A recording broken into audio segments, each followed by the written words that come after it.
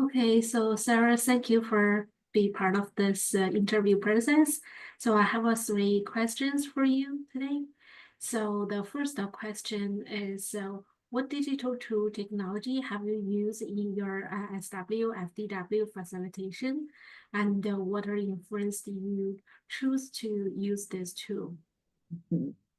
So, the digital tool that I'm going to speak about today is our learning management system, which is Canvas, but I think how we're using it is applicable to any learning management system. So I think it would be helpful to just about anybody running an ISW.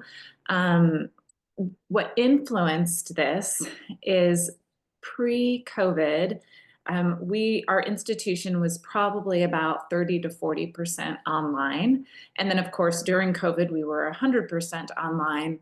But then, as we've been emerging from the pandemic, we've come to a balance of about 50 to 60% of online.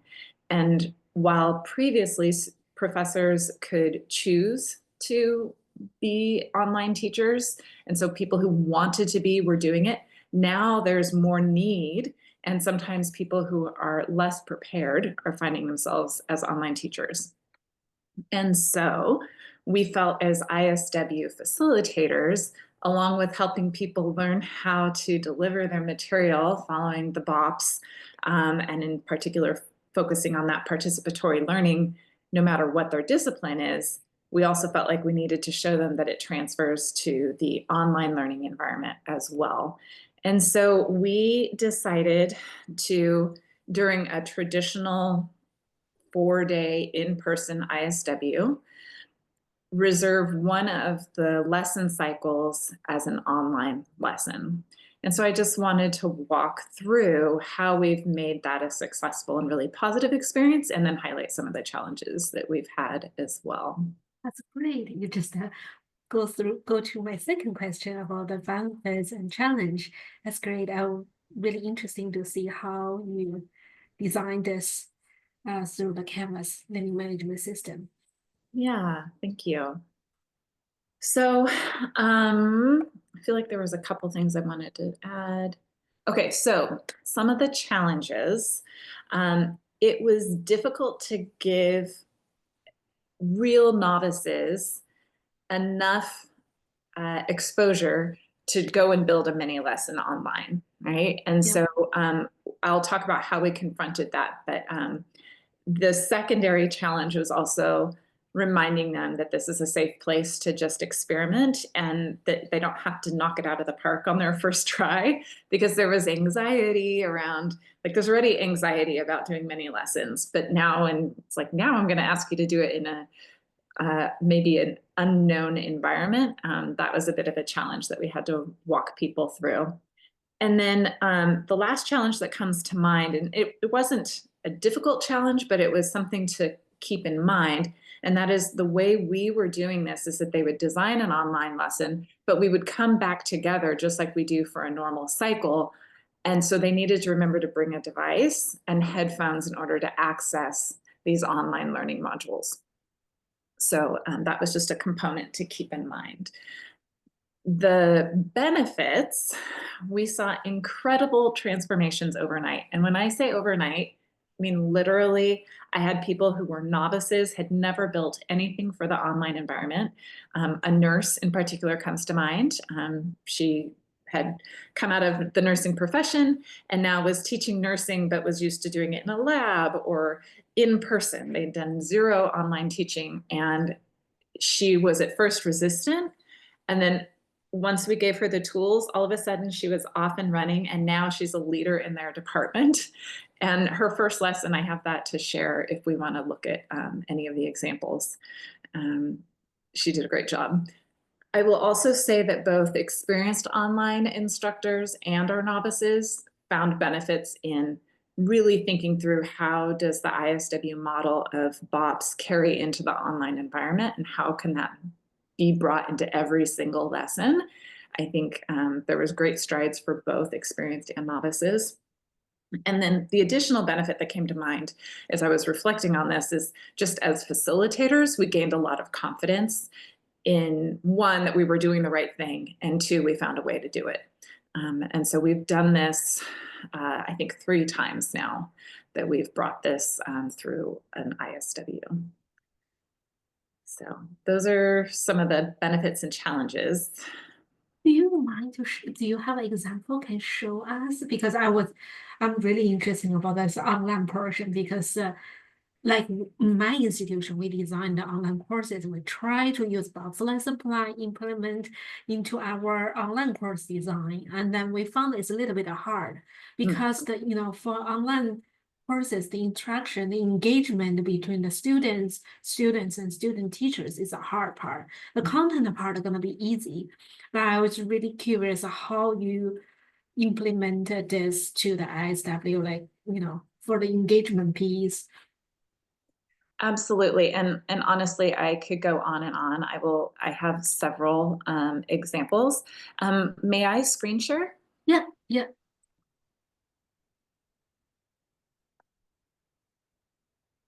So yes, it looks like I'm. Yeah, I can see your screen. Okay, you're seeing where my mouse is running around? Yeah. Thank you. So just as an example, this is an example I showed the participants of how to possibly do and more engaging participatory learning is, of course, just kind of going to scroll through this, but there's some videos, they're listening and they're hearing. But additionally, within some of these tabs, I have built in quick checks, which is something that is within Canvas. So again, a different learning module, or excuse me, learning management system may have a different tool, but these quick checks, it's an engaging way for them to immediately get some feedback and to know that they're, on the right track. That's just one example. Sorry, my Zoom tools are over my tabs, so just a moment. Okay, nope, that's me working. Okay, so this is another lesson that this was one of our participants. She was an experienced online learner. So you'll kind of see this is the page that she threw together for her 10-minute mini lesson. But you can see she's tried to have a bridge right here, and a video that goes through it, her objectives, and a pretest, which I know I'm scrolling, but it says, please look at the following picture and answer the question, what color is the dress? And it's right here. She's also using that quick check button as a pretest. And then she has her lecture, which in this case is a YouTube video, and a post-test question. And then her participatory learning was using a Padlet that she's embedded right into her page. Yeah, that's good. Does that kind of give you an example? Yeah. I would like to share, this is the one from the nurse. Ooh. She had, again, never used Canvas. And we took some time. So something else I want to share is how we built this into our week of the ISW. But we took some time to just show them things like where to find a template to follow within the learning management system. So she's not having to come up with the HTML code or any of that. She has her nice, image inserted along with her title. And all of this is just pre-built. You can see the pages have some similar look because they're using templates. Yeah. So again, an objective. She actually built a quiz within Canvas. So this pretest takes you to a quiz. And then her lesson is to read the National Safety Council's website for great information on fire safety. And then also this fire extinguisher video. And then the post-test. And that is another quiz that she built. This one maybe has less participatory learning as far as like engaging with other students, the Padlet on the other one. But again, this was her first time ever building a lesson. And so we thought that she did a really great job. So the students, they are building their own lesson on Canvas. So you Mhm. have the space for them, like you first have to training them how to use Canvas, right? And then when they building the Canvas, they are building in the one course. Yeah, so we had each of them. So our learning management, this was actually a really great question. Thank you for clarifying. I'll have to add it to my notes. But we worked with our administrator for Canvas to create a sandbox course for each of the participants. And then the way that was set up, they could like give us a link and we could enroll in their course as participants, or it may have been left open. I can't remember, but it was very easy to get ourselves into each course that someone built. Yeah. Okay, that's good. So I want to show you how we did this within the agenda because I think it kind of helps. Yeah. So on day 3, we had kind of a normal check-in, a theme session, but notice our theme session at 9 a.m. is participatory learning strategies for in-person and online. So we had a specific time with examples of what is, student to student interaction. How can that be done online? Student to teacher interactions. And I talked about how I do, because I teach Spanish. So I do interviews with my students asynchronously for some engagement. Just talked about lots of different ways to do participatory learning, whether you're in person or online. Then we also brought in as a guest speaker, at the time she was our faculty liaison to distance learning. So within that program, there's always someone who's in lesson design or whatever. So we had a specialist come in to talk about engaging mini lessons for online teaching. And she's also a former ISW facilitator, so she knew what we were doing. And so she brought that in to, again, make it more well-rounded, give them the tools they need. And then you can see we had a regular day. These were standard in-person mini lessons. But towards the end of the day, we talked about logistics for building your online mini lesson. Mhm. And then we had a workshop. And this was really important because they could just begin to work thinking about what they wanted to do, their BOPS components, and we could talk about, having people open up and create a template.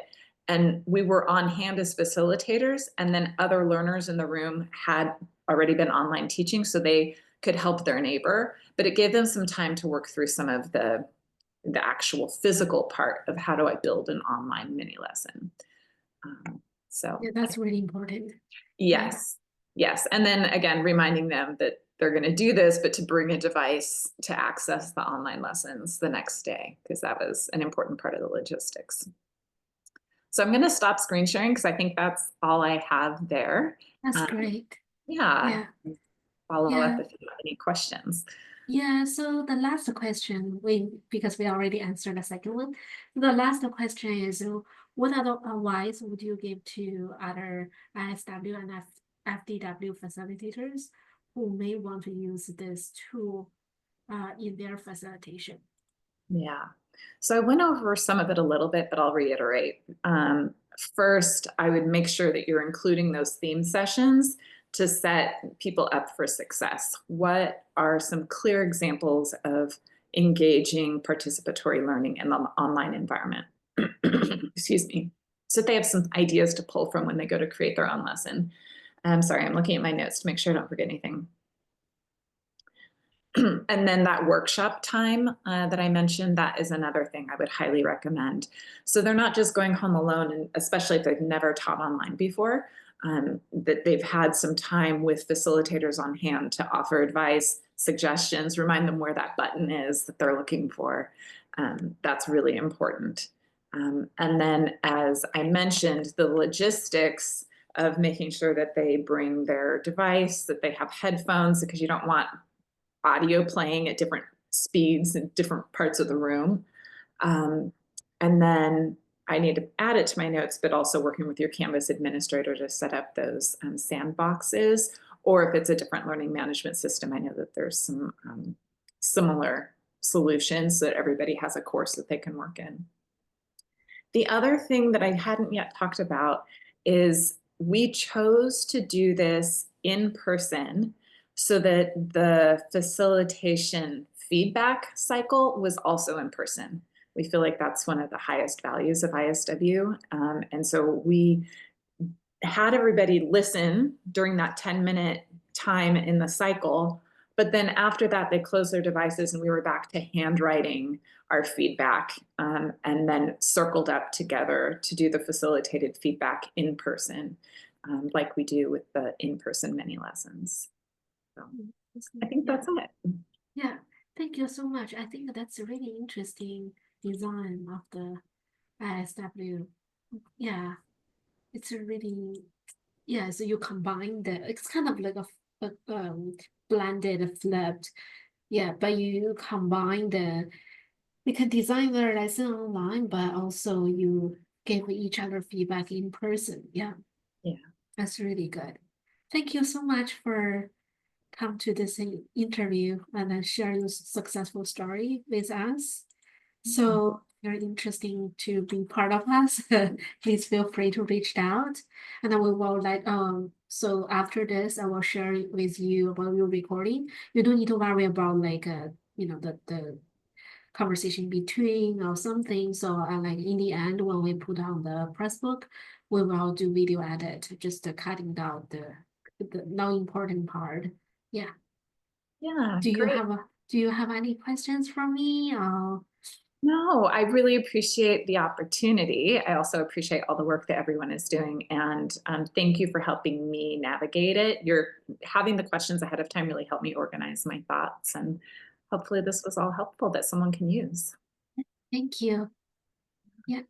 Okay. So have a good afternoon, and then yeah, please feel free to reach out if you need any help or something related to our project. Yeah. My Okay. pleasure. Thank Yeah. you. Okay. Bye. Bye. Ciao.